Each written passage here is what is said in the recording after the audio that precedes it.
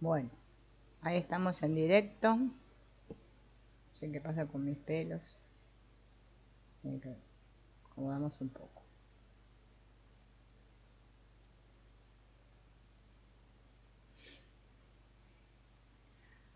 Bien.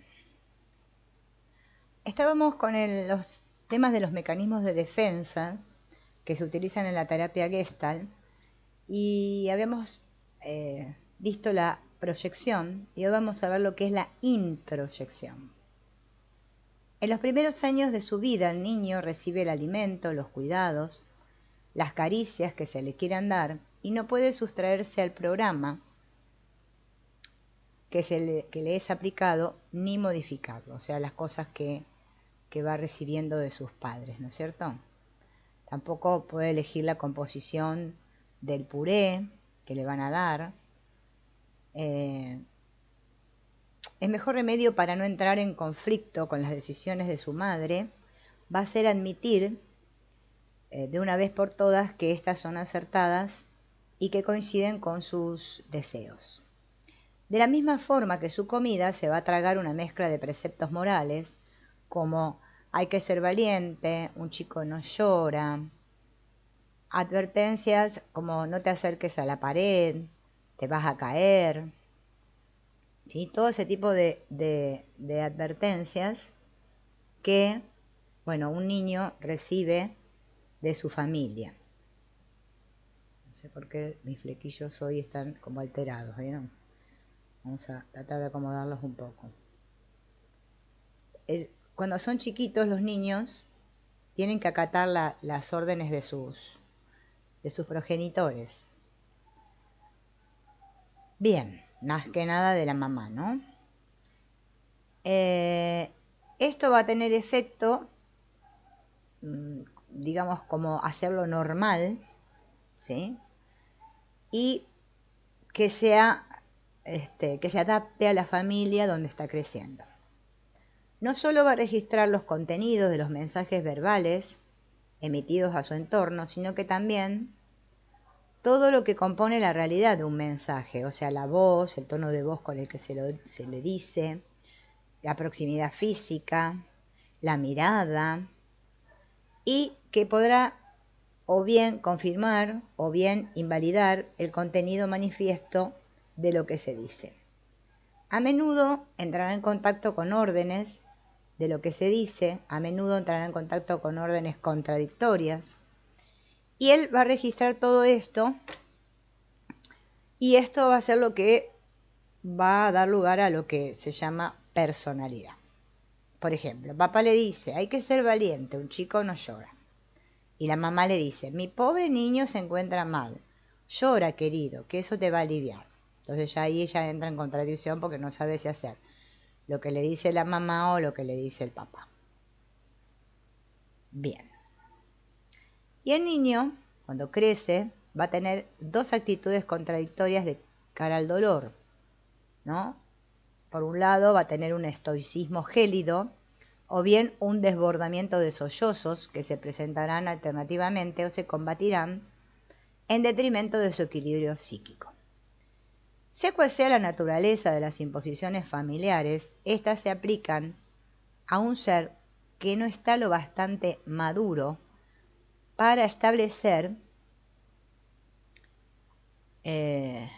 una discriminación y cuyo principal interés es aceptarlas por ser las que más le convienen para evitar unos conflictos en los que forzosamente va a llevar la peor parte. Así que la introyección es una forma de sentir, de juzgar, de valorar, que hemos tomado prestada de alguien, por lo general de nuestros padres, y que hemos integrado en nuestro comportamiento sin nunca haberlas asimilado. Normalmente en el curso del desarrollo el ser humano se desembaraza de un cierto número de imposiciones familiares cuya validez va poniendo en cuestión. Es mucho más difícil atacar las introyecciones puesto que éstas forman verdaderamente parte de nuestra personalidad y las reivindicamos como nuestras. Fritz Perls dice que los peligros de la introyección son de dos clases. En primer lugar, el que introyecta jamás tiene posibilidad de desarrollar su propia personalidad, pues está demasiado ocupado en mantener unidos los cuerpos extraños que están alojados en su sistema, o sea, sus padres. Cuanto más cargado está de introyecciones, menos espacio tiene para expresar, o siquiera descubrir lo que él mismo es. Y por otra parte, la introyección contribuye a la desintegración de la personalidad. Si asumes dos conceptos incompatibles, podrás encontrarte desgarrado en pequeños jirones en la tentativa de reconciliarlos. Es una experiencia común en la actualidad. La sabiduría de los pueblos constituye una fantástica colección de introyecciones. No hagas a los demás lo que no quieres que te hagan a ti. Ámense los unos a los otros. Los lobos se devoran entre sí, etc. La mayor parte de los juicios de valor son introyecciones. No se puede confiar en las mujeres. Solo tiene valor lo que resulta difícil. Tengo que ser puntual. Tengo que ser una buena madre. No se debe molestar a los vecinos. No hay que esperar demasiado de los demás. Estas afirmaciones emanan de una autoridad superior cuyos preceptos hemos integrado sin plantearnos jamás la cuestión de si son buenas o malas. El caso de Nicole ilustra bien cuál puede ser la influencia de las introyecciones de origen familiar sobre el comportamiento. Vamos a ver el caso de Nicole. Es una persona que ha sido educada por unos padres mayores, severos y convencionales. Ella vive en París desde hace varios años y sufre por su soledad.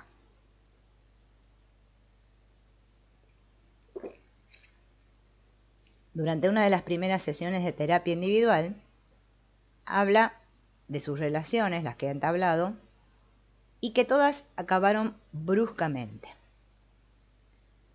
Clásicamente, un trabajo de Gestalt se basa en lo vivido aquí y ahora por el paciente, pero a veces un paciente expresa un fuerte deseo de contar su pasado y de referirse a él. La mayor parte de los terapeutas dejan que el relato se desarrolle sin intervenir a fin de que la satisfacción de esta necesidad de expresión oral permita después una escucha de sí más profunda, que de lo contrario no habría sido posible. Aunque esta técnica se aleja de las prescripciones de Peirce de trabajar en la frustración y de suprimir el parloteo, parece generalizarse entre los terapeutas Gestalt de la segunda generación. Durante un cierto tiempo, mi jefe mostró interés por mí, dice ella, ¿no? La Nicole. Me invitaba a tomar café, hablábamos de todo un poco. Un día me invitó al cine, pero le paré los pies. Nunca es bueno tener relaciones con el jefe fuera del trabajo. Después conocí a un hombre de más edad, inteligente, tierno, pero divorciado. Un divorcio siempre marca, ¿verdad? Así que, aunque él parecía muy enamorado, espacié nuestras relaciones. Ser la segunda mujer de un hombre no es un buen punto de partida en la vida. Y luego hubo otro chico, esta vez de mi edad, desde el primer día me dijo que le gustaba, y yo me dije, los hombres son todos iguales, siempre piensan en lo mismo. Cuando me acompañaba a casa me pidió que nos volviéramos a ver, y yo le di con la puerta en las narices. Así va narrándose toda la historia de esta chica. Soltó su historia con una voz monocorde que se apagaba por momentos, recobrando fuerza al pronunciar las frases que he subrayado en el relato. Le pregunto cómo se siente, y ella estaba triste, tenía un nudo en la garganta y temblaba ligeramente. Entonces le propuse que repitiera. Los hombres son todos iguales, siempre están pensando en lo mismo, y lo dijo con una voz fuerte, firme, que contrastaba con su voz habitual. Bueno, el terapeuta le hace observar esto, y ella responde que se sentía mucho más fuerte y que el nudo en la garganta había desaparecido. Entonces le pregunto al terapeuta, ¿quién hablaba con esa voz? Yo, sin duda, respondió. Y luego dudó unos segundos. Mi madre. Sí, mi madre, quizá. Entonces se le sugirió que representara alternativamente su propio personaje y el de su madre, cambiando de lugar a cada papel que interpretara. El diálogo fue el siguiente. Nicole dice: mamá, estoy triste. Me siento sola. Cuando veo a mi jefe lamento que todo haya terminado. Ahora se pone en el papel de la madre. Has hecho muy bien en cortar esas relaciones. Mantener las relaciones adecuadas con el jefe siempre supone molestias. Y Nicole, como hija, dice: me da pena. Es atractivo y amable. Hemos pasado buenos momentos. Y la madre, o sea, Nicole, en el rol de la madre, dice: bueno, no irás a llorar. Sabes perfectamente que quería lo mismo que los otros. Nicole, en su rol de hija, dice: ¿el qué? ¿Qué quieres decir? Y la madre, colérica, dice: acostarse contigo, por supuesto. Hacerte currar para él. Preparar la comida, lavar calcetines, coser camisas, hacerte dependiente. Hacerte hijos que te encadenarán todavía más. Y la hija, ahora Nicole en el rol de hija, dice: no te creo, mamá. Me duele no tener más que relaciones de trabajo con él. Me siento sola. Ahora Nicole en el rol de la madre: vale más estar sola que correr el riesgo de hacer tonterías. Pido a Nicole que repita la frase. El terapeuta no le pide y ella repite: más vale estar sola que hacer tonterías. Su voz se apaga en la última frase y luego un silencio. Toma conciencia de que las imposiciones de su madre la condenan irremisiblemente a la soledad. Será necesario un largo trabajo para que Nicole identifique lo que realmente le pertenece y lo que ha aceptado de su entorno, constituyéndose como un cuerpo extraño en el interior de sí misma, un homúnculo maternal que le dicta su conducta y se opone a la realización de sus deseos profundos. Bien, todo eso en cuanto a la introyección. Ahora vamos a ver lo que es la retroflexión. Cuando era pequeña y estaba muy enfadada, tomaba impulso y me golpeaba la cabeza con todas mis fuerzas contra la pared más próxima. Una retroflexión consiste en hacerse a sí mismo lo que se desearía hacer a los otros. Atención, ¿eh? Uno se hace a sí mismo lo que desearía hacerle a los otros. Miren qué interesante comprender lo que es la retroflexión. Bien. Evidentemente, me resultaba imposible golpear la cabeza de mi madre o la de mi nodriza contra una pared cuando yo tenía 5 años. El único medio a mi alcance para expresar mi rabia era volverla contra mí misma. Con el beneficio secundario siguiente: los mayores, temiendo que me hiciese un daño serio al golpearme en la cabeza, accedían en general a mis deseos. Actuando así, dividía mi personalidad en dos partes: la que se infligía el dolor y la que lo soportaba apretando los dientes. Me convertía literalmente en mi peor enemigo. Es imposible vivir sin sentir a veces impulsos asesinos respecto a los demás. Una cosa es reconocerlos y no ceder a ellos. Otra, la retroflexión, volverlos contra uno mismo. El lenguaje de que lleva a cabo la retroflexión es fácil de reconocer. Hace del yo y del mí dos personajes distintos. Cuando una persona dice: debo forzarme para estar de buen humor, o bien, debo controlarme, su personalidad es un campo de batalla en el que se enfrentan yo, el razonable, el organizador, eventualmente el dictador, y mí, al que yo obliga a estar de buen humor, a controlarse, y que haría las peores tonterías si se le dejara el campo libre. De hecho, yo es el ángel y mí es la bestia. Ni el uno ni el otro representan la totalidad de la persona. Materializan solamente su conflicto interno. Y esta dicotomía de la personalidad evoca el super yo y el ello, descritos por Freud, que decía que si el super yo freudiano corresponde a la introyección de las buenas imágenes de los padres, al yo, el mí, de que realiza la retroflexión es el resultado de la introyección de las malas imágenes. De hecho, el niño asimila las buenas imágenes que reinterpreta según sus propias necesidades, incluyéndolas en su personalidad. Por el contrario, no puede digerir las malas imágenes, los comportamientos incomprensibles o generadores de pena o de angustia, y los enquista sin poderlos asimilar. En términos de Gestalt, tal personalidad está compuesta de una parte, que es yo, y de otra, que es no yo. El trabajo terapéutico consistirá en identificar cada una de estas partes con objeto de eliminar la confusión. Vamos a ver un ejemplo de retroflexión de una joven, Claudia, de 19 años, con su hermana mayor, ha participado de forma continua en un grupo a lo largo de un año. Es morena, con una magnífica y espesa cabellera, grandes ojos negros. Tras una timidez y una modestia aparente, se oculta una indudable violencia. La conozco bien. Escenifico este caso de una forma más detallada, pues se trata de un trabajo muy especial que no me hubiera arriesgado a llevar a cabo de esta manera con una persona que me hubiera resultado menos familiar.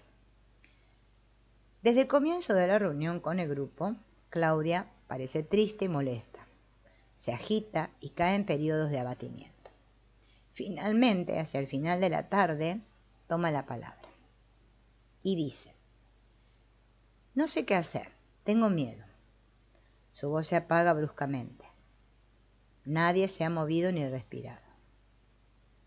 La terapeuta le pregunta: ¿qué ocurre? Y ella comienza a sollozar. Cada vez que tomo unas tijeras o unas agujas siento ganas de clavármelas en los ojos. Ahora lo siento cada vez más fuerte y me da miedo.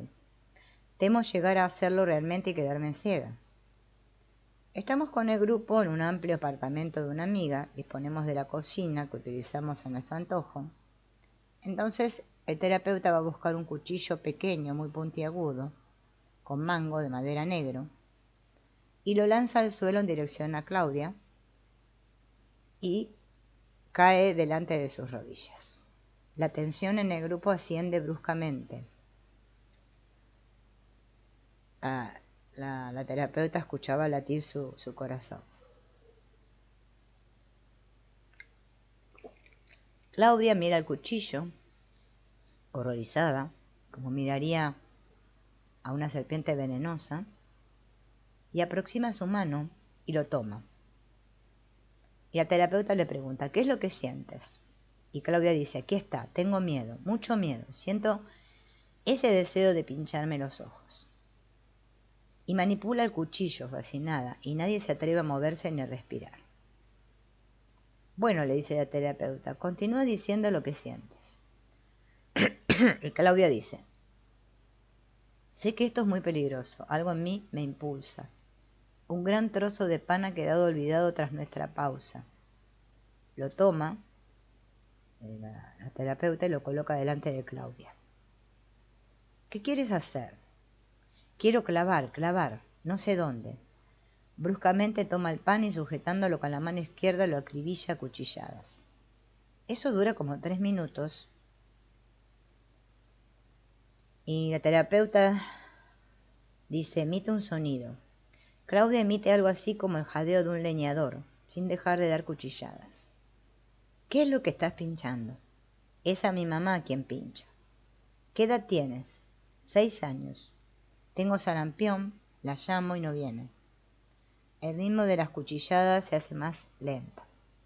Claudia se detiene por sí misma al cabo de un instante, y el grupo vuelve a respirar y a moverse. Claudia sonríe y dice: bien, no valía la pena tener tanto miedo. Se levanta, abraza a la terapeuta, ¿no?, quien la mantiene un tiempo en sus brazos. Pasa el verano y Claudia no se reintegra al grupo porque consideró que había llegado suficientemente lejos en su trabajo, y escribe una carta a la terapeuta en la que expone su proyecto de empezar a coser. Ahora vamos a ver lo que es la confluencia. Cuando una persona no distingue sus propios límites y los de su entorno, está en confluencia. La confluencia no es forzosamente patológica. En los fetos y niños de pecho es el único medio de contacto. Este último es incapaz de conocer sus límites y los de su madre y vive durante sus primeros meses una relación de fusión. En la edad adulta, la participación en un ritual religioso, en una fiesta, es una experiencia de tipo confluyente. Cada uno pierde la noción de sus fronteras para comunicar, para fundirse en la masa de los demás participantes. La confluencia es patológica cuando se hace crónica. La persona no puede decir lo que ella misma es, así como tampoco puede decir lo que son los demás. No sabe dónde termina ella y dónde comienzan los otros. Al ser incapaz de determinar las fronteras entre sí misma y los demás, no puede entrar en contacto con nadie, y por el mismo motivo tampoco puede alejarse de nadie. Evidentemente, ni siquiera puede entrar en contacto consigo misma. Se puede estar en confluencia con otra persona. Todos conocemos estas parejas simbióticas cuyos miembros parecen carecer de personalidad propia y cuyo discurso se formula siempre en primera persona del plural. Preferimos los espaguetis boloñesa a los espaguetis carbonara. Pasamos siempre nuestras vacaciones en España. Nos gusta ir al cine el sábado por la tarde. Cuando uno de los dos comienza, por una razón o por otra, a adquirir autonomía, ello significa un drama para el otro. Hay una entrevista que se mantuvo con un individuo que estaba haciendo una terapia y decía: su timidez era tal que le impedía incluso ir a tomar café con sus compañeros de oficina después de la comida. Para combatir la ansiedad que se derivaba de su timidez, tomaba desde hacía años importantes dosis de tranquilizantes. Su médico de cabecera lo había enviado a terapia, pues al parecer quería dejar de tomar medicamentos y pretendía afrontar su timidez con la ayuda de la terapia. Estaba casado hace 15 años, vivía en una pequeña ciudad y trabajaba en la misma empresa que su mujer. Se le pregunta si ella estaría de acuerdo en asumir los cambios que una terapia podía producir en él, y ella dice que pensaba que todo esto representaba un gran gasto de dinero y una pérdida de tiempo. Además, soportaba mal que él hiciera cualquier cosa sin ella. Al terapeuta le llamó la atención la utilización extremadamente frecuente del pronombre nosotros en su discurso. Entonces se le preguntó cuáles eran sus distracciones, y ella dijo: salimos muy poco, vemos la tele, no nos relacionamos con nadie. Se le pregunta entonces qué esperaba de la terapia. No lo sé muy bien. Primero, los medicamentos. Tengo la impresión de que la cabeza se me nubla por momentos, y luego hacer cosas por mí mismo, poder hablar con alguien cuando tenga ganas de hacerlo, no cruzar la calle simulando no verle. No sé, interesarme por los demás. Entonces el terapeuta lo lleva a tomar conciencia de que sentía deseos de ser más autónomo y que esa autonomía podía ser mal aceptada por su entorno. Quedó silencioso un momento y dijo: en verdad, es cargante, mi mujer es muy celosa. Le propuse reflexionar y hacerlo partícipe de su decisión más adelante, y algunos días después escribió para comunicar que no quería continuar con el proyecto. Bueno, el terapeuta admitió su decisión. Esta era una pareja en confluencia neurótica. Los celos de uno encontraban su equilibrio en la timidez enfermiza del otro. Si este hombre, al hilo de la terapia, hubiera adquirido una buena autonomía legítima, la relación de pareja hubiese corrido el peligro de convertirse en un infierno, en el que todo acto personal alimentaría incesantemente los celos de la esposa.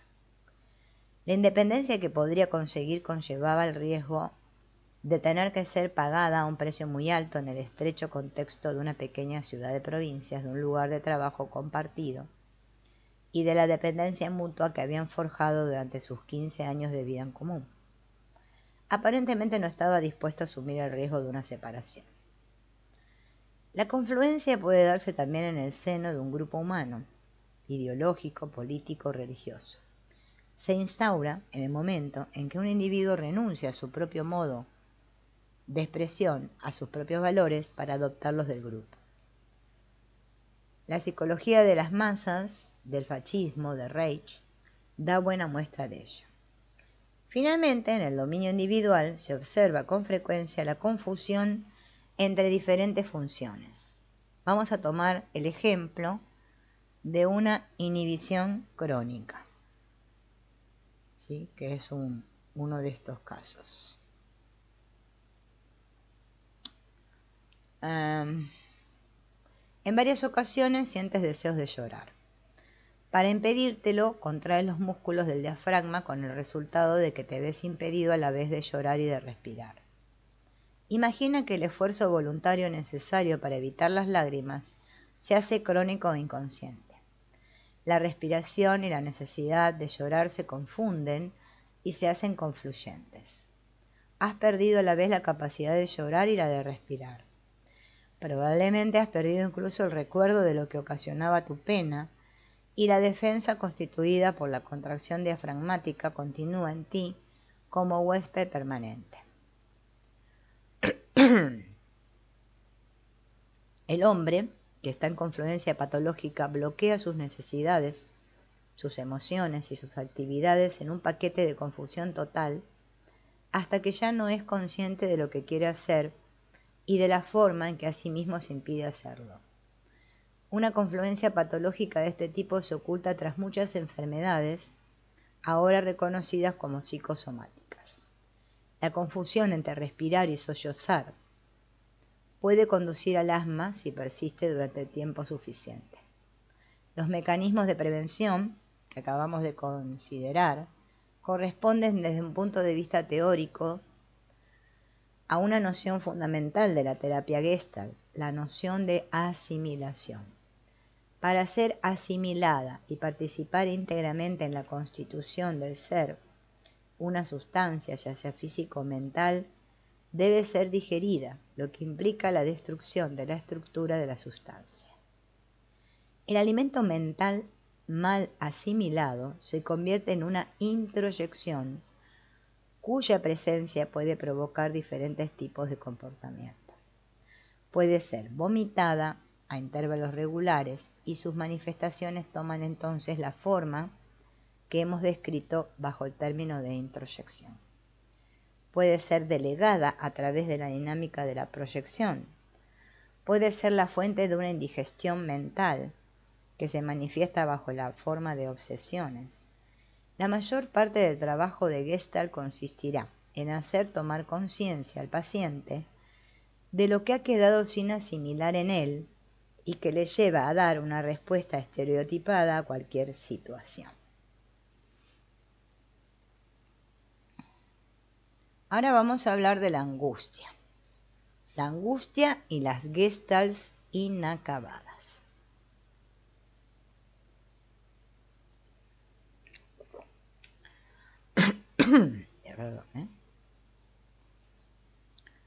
Nuestra vida está más o menos afectada por la angustia.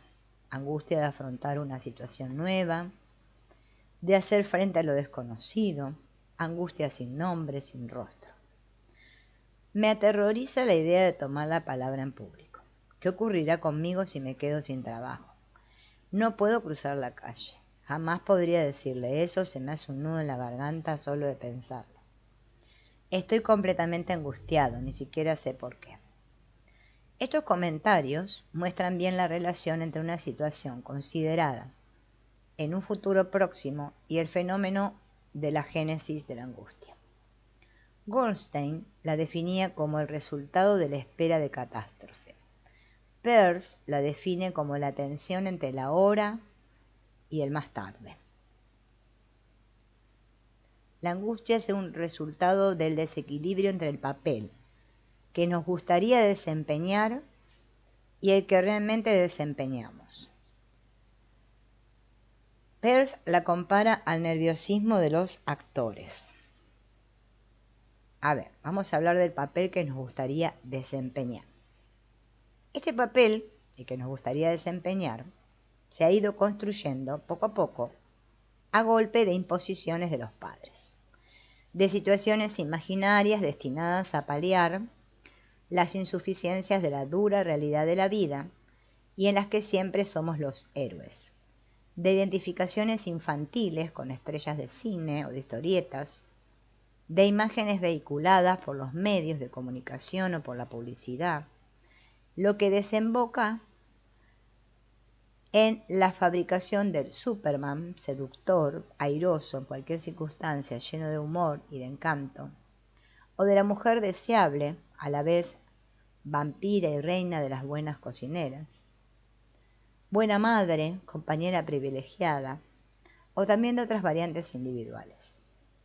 Entonces, si mañana por la mañana debo pedir un aumento de sueldo a mi jefe, sé perfectamente que, a pesar de mi deseo, no dispondré de la relajación, de la actitud a la vez firme y segura que podrían garantizar el éxito de mi proyecto. Más bien me enfrentaré con las mismas dificultades de timidez y culpabilidad que cuando pedía 10 francos a mi padre para ir al cine me siento angustiado. Así que mi angustia estará en relación directa con el aumento de la excitación que provoca en mí el hecho de afrontar una situación nueva.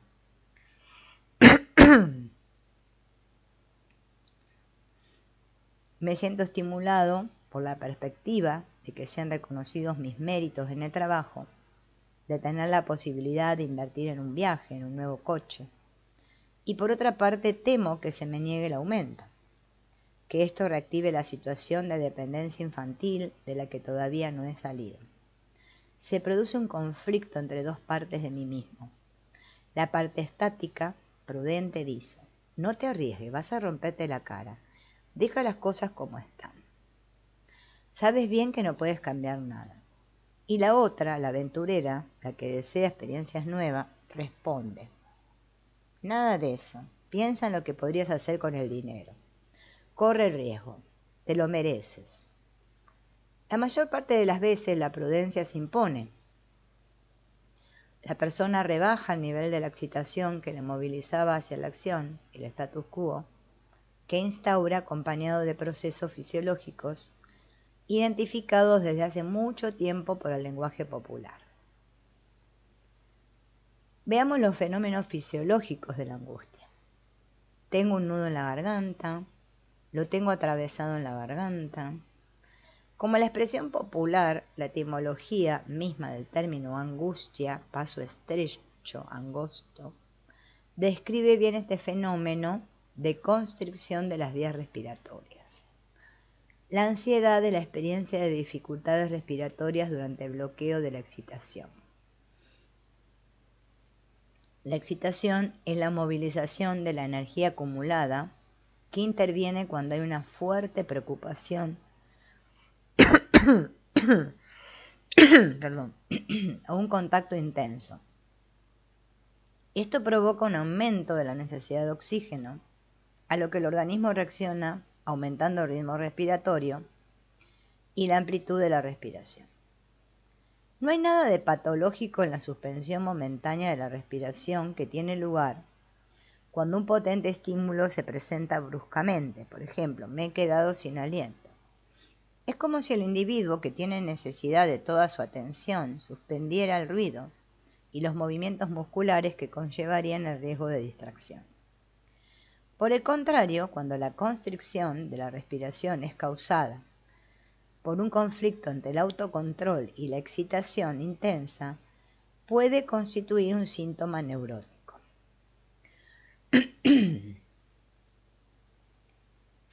Toda ansiedad posee su matiz peculiar, determinado por la clase de excitación bloqueada. Con frecuencia se encuentra vinculada al miedo y en ocasiones confundida con el miedo y se acompaña de manifestaciones somáticas concretas. Así, la persona que teme una excitación sexual intensa bloqueará su respiración, pero también los movimientos de su pelvis. El que desee controlar un grito de cólera presentará una constricción de los músculos de la garganta.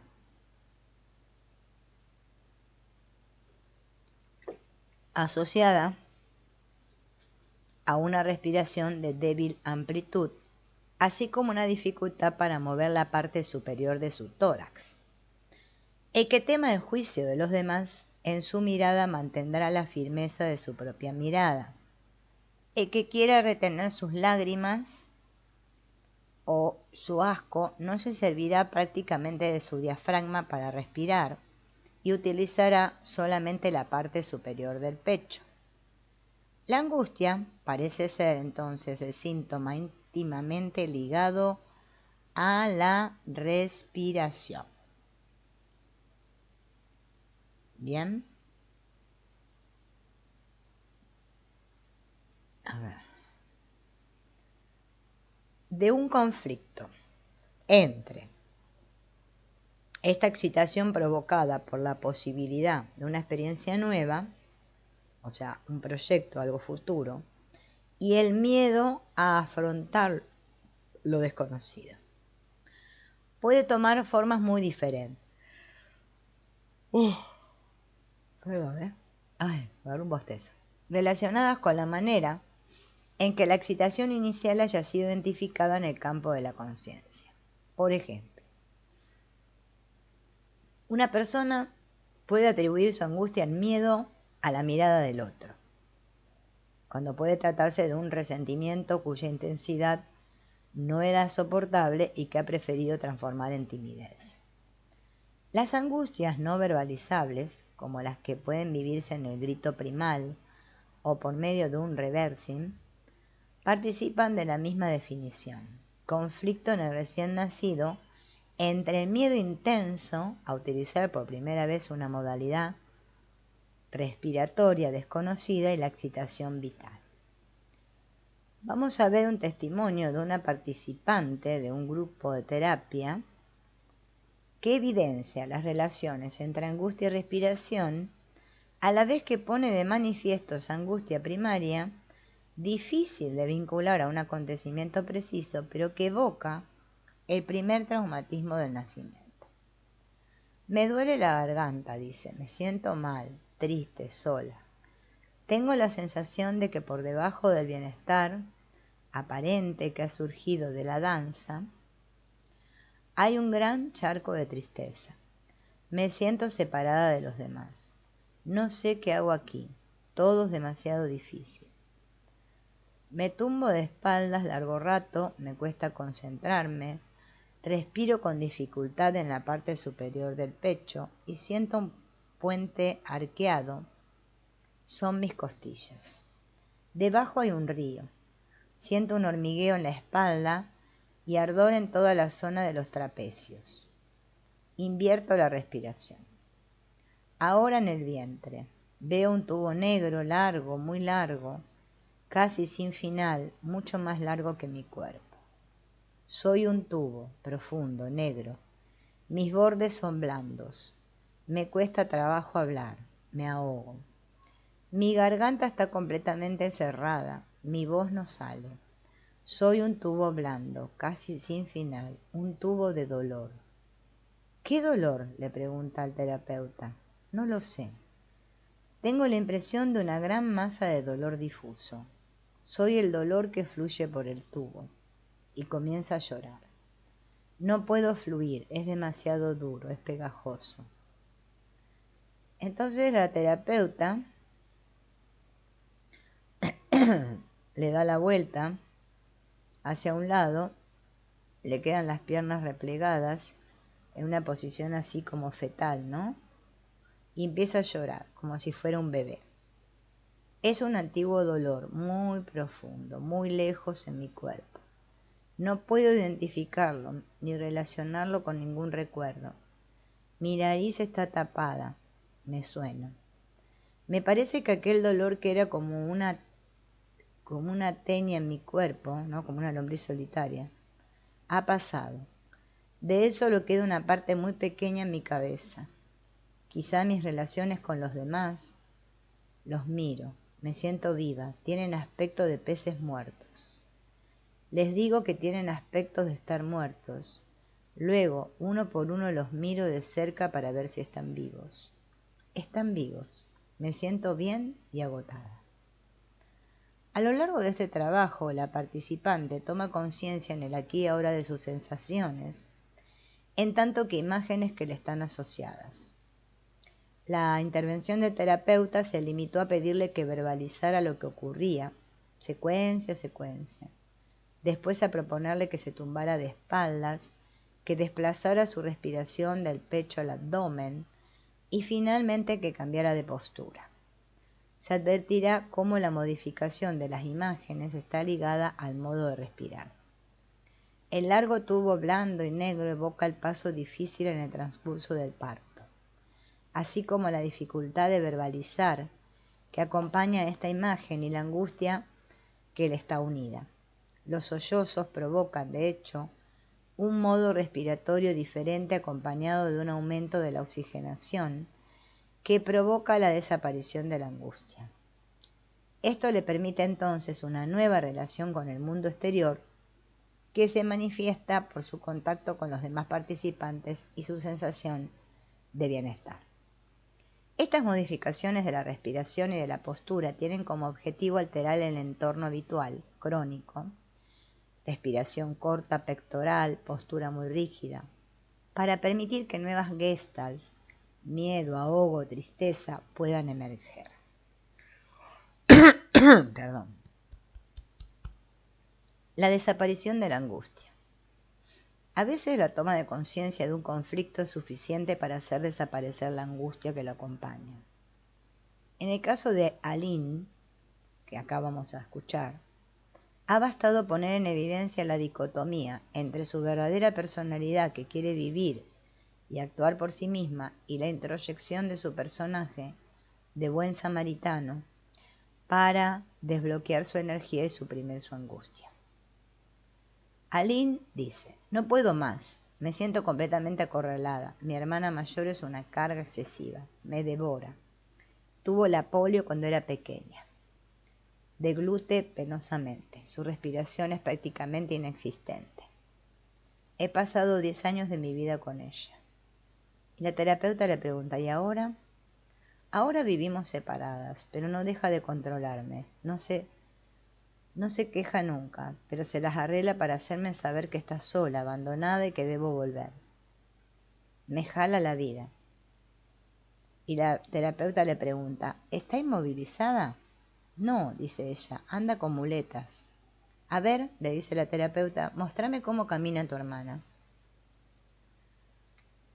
Atraviesa lentamente la habitación, moviéndose al mismo tiempo el brazo y las piernas del mismo lado. Y llora. La terapeuta le pregunta: ¿qué tenés ganas de hacer ahora? No sé, dice ella, no puedo dejar de caminar así. Entonces la terapeuta le dice: querida, qué buena eres olvidándote de ti misma para encargarte de tu hermana. Y Aline dice: no soporto eso. Me hablas como mamá. Toda la vida me han estado viniendo con el mismo cuento. Mis padres, mis hermanos, estoy harta. Entonces la terapeuta le dice: decirle a tu hermana lo que quieras decirle. Entonces Aline le dice: te veré cuando tenga ganas. Tengo mi propia vida y tengo derecho a disfrutarla y vivirla sin ti. Ay, dice ella, qué bien que me siento ahora. ¿No es cierto? Fíjense en cómo cambia, ¿no? Cuando puede expresar eso. Los movimientos de Aline son más vivos, su respiración es amplia, su mirada vivaz y sus mejillas han tomado color. Es sorprendente el contraste entre su actitud cuando imitaba a la enferma con sus gestos pesados y su viveza actual. La desaparición de la angustia se manifiesta también en el comportamiento del grupo, que se anima, se agita, mientras que había estado inmovilizado durante todo este trabajo. El tratamiento de la angustia no puede hacerse más que de forma indirecta, ¿sí? No puede hacerse de forma directa. Implica que la persona tome conciencia de su excitación y supere sus resistencias al aceptarla como suya. En el caso de Aline, la excitación está causada por la perspectiva de una salida o de un encuentro con personas interesantes y la resistencia parte del personaje benefactor que quiere sacrificarse. La angustia que le está asociada se ve reforzada por la actitud culpabilizadora de su hermana. Es a menudo difícil llevar a una persona a tomar conciencia de la naturaleza de la excitación que siente. Esta persona se forja toda una serie de comportamientos estereotipados que le impiden tomar conciencia de lo que emerge. Por otra parte, he decidido de una vez por todas que se trataban de sentimientos inconfesables, que en ningún caso podían ser suyos. ¿Cuántos de nosotros estaríamos dispuestos a admitir que en ciertas circunstancias hemos deseado realmente la muerte de alguien? Por fin, en la constitución de las resistencias interviene también lo que Peirce llama las gestalts inacabadas. Orientan los comportamientos repetitivos que tienden a reproducir un mismo modo de reacción en lugar de hacer frente a una situación nueva, a una excitación nueva, en una tentativa desesperada por terminar de forma gratificante una gestalt antigua. Estas gestalts inacabadas están presentes en la formación de las resistencias y en la estructuración de las neurosis. ¿Sí? O sea que fíjense que las resistencias que sentimos y las neurosis se deben a gestalts inacabadas. A ver.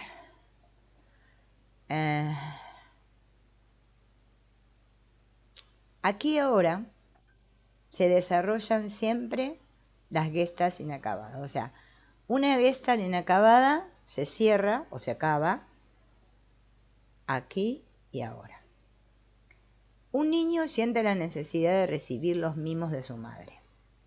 Se dirige a ella y se sube a sus rodillas. Deja de estar siempre pegado a tu madre, dice el padre. Asustado por la orden de su padre, el niño baja de las rodillas de su madre y sale de la habitación. Aguarda desesperadamente que mamá lo llame. Nada sucede. El niño decide entonces volver a entrar y, para vivir sin demasiado dolor su frustración, niega su necesidad de ternura y dice: soy mayor, no tengo necesidad de cariños. A lo largo de toda su vida, el niño, convertido ya en adulto, intentará torpemente colmar esta gestalt interrumpida, ya sea pasando fugazmente de un ser a otro sin poder saciar jamás su vacío, ya sea reproduciendo indefinidamente la respuesta de salvaguardia que ha opuesto a la prohibición emitida por su papá. Soy mayor, no tengo necesidad de cariño o caricias, ¿no? Y sus comportamientos más anodinos evidenciarán su compulsión a concluir de manera positiva esta gestalt inacabada. Es posible que la propiedad más interesante y más importante de la gestalt sea su dinámica, la necesidad que tiene una gestalt fuerte de encontrar su conclusión. Y esta dinámica se experimenta cada día en numerosas ocasiones. La mejor denominación de la gestalt incompleta es la de la situación inacabada. ¿Sí? O de la situación inacabada. O la situación pendiente, ¿no? También. Bueno, en un curso de un grupo, de terapia, Monique expresa un malestar incoercible. Expresa su deseo de ir a dar una vuelta. La terapeuta le dice que sí y le propone que vuelva solamente cuando tenga ganas de hacerlo. Ella sale de la habitación y unos instantes después entra y cuenta que se ha quedado en la entrada a oscuras esperando que la llamara o que fuera a buscarla la terapeuta. Después decidió volver. En unos minutos reprodujo uno de los esquemas que rigen su vida.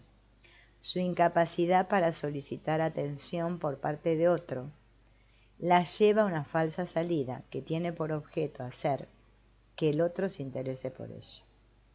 Luego, cuando ve que su salida no ha provocado el resultado esperado, vuelve, inconsciente tanto del mecanismo que la ha puesto en movimiento como de la necesidad subyacente en su deseo de salir.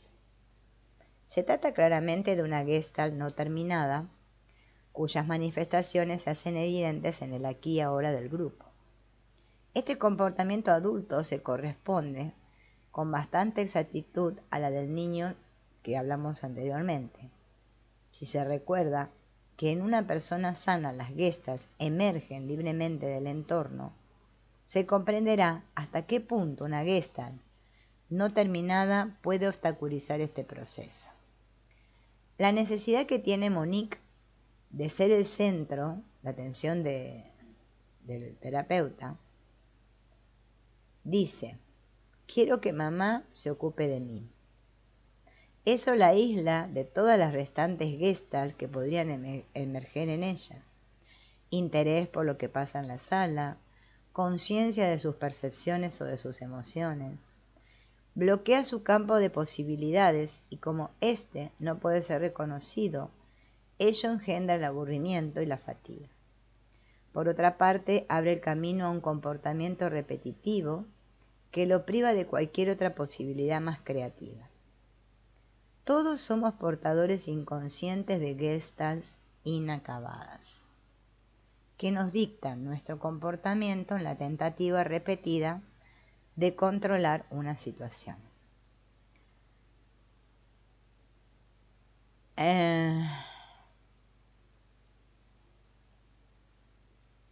Bien, los psicólogos alemanes de la teoría Gestalt, Zeigarnik, Ovsianka, Lewin, habían puesto en evidencia en sus numerosas experiencias la influencia de una tarea no terminada sobre la memorización y el comportamiento. O sea, todo lo que no terminó, cómo influye en la memoria y el comportamiento. Y sacaron conclusiones, que son estas. El choque emocional producido por la interrupción de una tarea la hace permanecer largo tiempo en la memoria, mientras que es rápidamente olvidada cuando ha sido terminada de forma satisfactoria. Una tarea inacabada es, en la mayor parte de los casos, espontáneamente retomada. Ello tiene como resultado el disipar la tensión que acompaña a su interrupción. La sustitución de una tarea no terminada por otra que venga a reemplazarla permite liberar parcialmente las tensiones. La observación clínica hace posible extender estas conclusiones al dominio afectivo. Una Gestalt no terminada produce una serie de comportamientos repetitivos que tienen por objeto provocar su conclusión. Esta búsqueda de conclusión, que es con frecuencia dolorosa, puede ser momentáneamente aliviada por una actividad o un comportamiento sustitutorio. Las Gestalts no terminadas influyen de forma determinante en lo que corrientemente se denomina carácter, y se puede considerar que la mayor parte de los comportamientos que permiten calificar a alguien bajo las categorías de tímido, colérico, sensible, son tentativas desarrolladas sobre un registro único de completar gestalts no terminadas. La función de la terapia será el permitir la conclusión satisfactoria de las gestalts no terminadas, a fin de hacer posible que la persona beba libremente en el vacío fértil de su entorno, tras haberse liberado de las gestalts no terminadas que impiden la emergencia de cualquier otra Gestalt. Haremos más explícito este pasaje mediante un ejemplo que va a mostrar cómo una Gestalt no terminada, en este caso el duelo por la muerte del padre, que puede ocultar el campo de posibilidades de una persona y cómo el impacto emocional de esta Gestalt inicial ha sido desviado para ser más soportable. Soy demasiado pequeña, pero a costa de bloquear la vitalidad de la persona. Elizabeth, una mujer pequeña de unos 35 años, delgada, incolora, de gestos encogidos, con respiración casi inapreciable, se queja con voz débil de su baja estatura, que le impide ser tomada en serio. La incito a que diga a varias personas del grupo: no me gusto y soy demasiado pequeña. Cumple el mandato con dificultad y luego se queda parada en medio del círculo que forman los participantes. Entonces la terapeuta le pregunta: ¿hacia qué edad te diste cuenta de que no crecerías más? Y ella dice: a los 14 o 15 años. ¿En tu familia son altos? Sí, mi madre es bastante alta. Y prosigue: mi padre en este momento se siente profundamente inquieta. Le vienen lágrimas a los ojos, sus manos se abren y cierran espasmódicamente. Aparentemente una gestalt fuerte ha surgido en su interior. ¿Qué ocurre? Y Elizabeth queda muda por un instante y luego añade con dificultad: siempre ocurre lo mismo cuando hablo de mi padre. ¿Por qué? Porque ha muerto. ¿Y cuánto hace de esto? 11 años. Bueno, le dice la terapeuta, túmbate boca arriba e imagina que estás en una playa bañada por el sol. Elizabeth se tumba, cierra los ojos, se distiende y la terapeuta le pregunta: ¿sientes el sol en tu cuerpo? Sí. Bueno, ahora dile a tu padre: siento el sol en mi cuerpo. Y la terapeuta le dice: ¿y tú no sientes el sol en tu cuerpo? Y Elizabeth repite dolorosamente: ¿por qué? Porque estás muerto, dice Elizabeth. Y la terapeuta dice: ¿y yo? Y yo estoy viva. La muerte del padre constituye para Elizabeth una gestalt no terminada. Basta su evocación para traer de nuevo a la conciencia esta gestalt punzante que le impide cualquier otra relación. Se puede suponer que Elizabeth, que no ha podido integrar la muerte de su padre, lo que le había llevado a una gestalt de este tipo: él está muerto, yo siento pena pero estoy viva, ha preferido hacer morir en ella una gran parte de sus necesidades vitales. Intenta así reproducir indefinidamente el comportamiento que corresponde a: está muerto y yo también estoy muerta, chocando permanentemente con la realidad de su existencia. Por otra parte, intenta ocultar la gestalt incompleta de la muerte de su padre, desviándola hacia zonas algo menos dolorosas, como son sus relaciones de inferioridad con los otros a causa de su baja estatura. Toda tentativa de ser feliz y mantenerse en comunicación con la vida chocarán con: no tengo derecho a vivir, puesto que mi padre está muerto. O bien, con la forma edulcorada: no tengo derecho a vivir, puesto que soy pequeña. El trabajo terapéutico consistirá en llevar a Elizabeth a que asuma la responsabilidad de estar viva, frente a la imagen de su padre muerto. Deberá favorecer la conclusión del duelo por la muerte del padre, la conclusión de la gestalt, y desembocará en la toma de conciencia: estoy viva y tú estás muerto. Pero la vida continúa. Del vacío fértil surge otra necesidad, otro juego, un apetito, una tarea, una herida mal cicatrizada. Puesta aparte por el sexo, reclama la atención, nos ruega que le escuchemos. Despiértate, actúa. Muy bien. Por hoy vamos a dejar por aquí. Después seguiremos con lo que continúa